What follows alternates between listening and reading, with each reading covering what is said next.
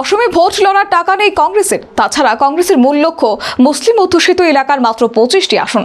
বিজেপিতে যোগ দিয়ে দলকে কটাক্ষ ভূপেন বোরার। সে সাথে প্রদেশ কংগ্রেসের প্রাক্তন বক্তব্য, সবকিছু যদি তুষ্টিকরণের অঙ্কে চলে তবে কাজ করা যায় না।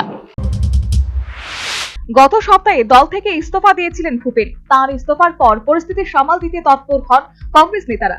সিনিয়র নেতাদের তার বাড়িতে ছুটে যেতে দেখা যায়। রাহুল গান্ধী ও ভূপেন বোরার সঙ্গে ফোনে কথা বলেন, তবে কোনো কিছুই কাজ হয়নি।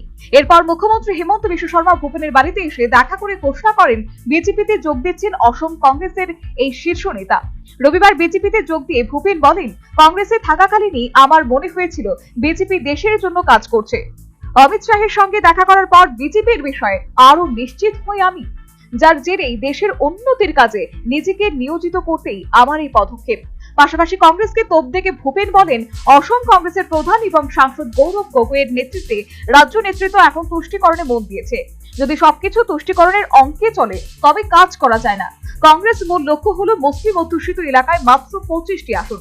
রাজ্য কংগ্রেস এখন রকিবুল হোসেন দ্বারা প্রভাবিত।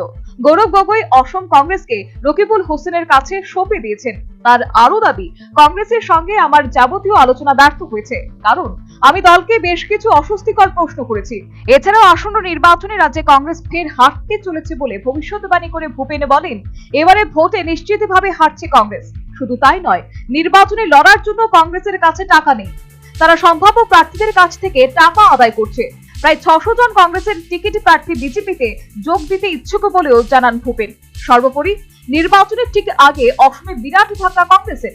বিজেপিতে যোগ দিলেন অসমের প্রাক্তন প্রদেশ সভাপতি ভূপেন বোরা। রবিবার গুয়াহাটিতে অসম বিজেপির প্রধান দিলীপ সাইকিয়ার হাত ধরে পদ্ম শিবিরে যোগ দিয়েছেন তিনি। Bureau report, news vanguard.